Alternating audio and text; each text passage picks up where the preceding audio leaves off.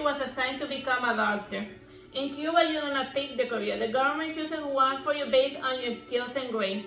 She met her second husband, Eduardo, while working in the polyclinic. After 2 years, they got married and had 2 children. Angelica would have liked to have more children, but her husband decided for her that 2 was more than enough.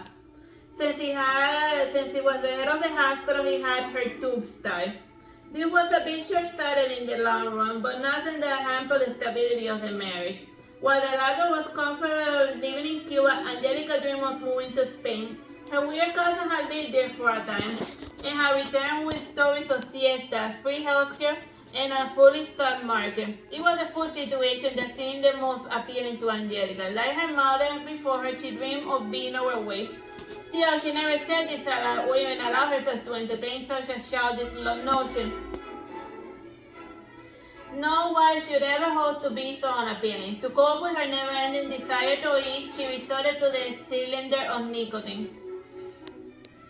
She had stopped her little nasty hobby when she got married, but she had recently picked it up again. As luck would have it, both her children did not enjoy the best of health. The boy who was there was taking steroids for his asthma. Her little girl had to go to the hospital every other weekend. After some experimental treatment, the boy was cured and the girl was getting better. Still, the daughter was treated like a delicate flower because she had been in a coma once. The other brother was named Eufrasio, and the little girl Lucero. The boy's name meant that he used his words well. As for Lucero, it meant tiny star. The ironic thing about Eufrasio was that he had a stutter. As for Lucero, she was cordially known in the neighborhood as Lucifer. She was just that annoying.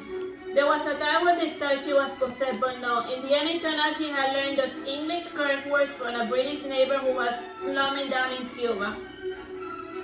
Both siblings were rather tough for their age.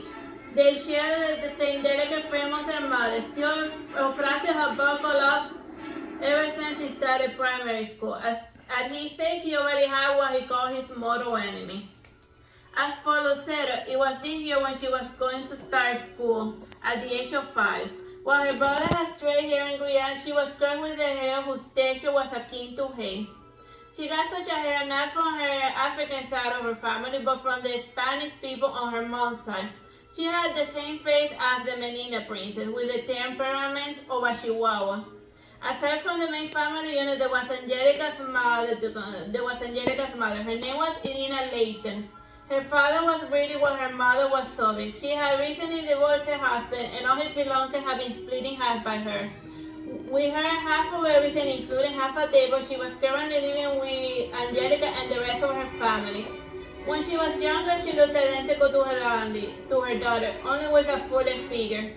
She was also of fair skin, with deep blue eyes and a blonde hair that was the envy of many.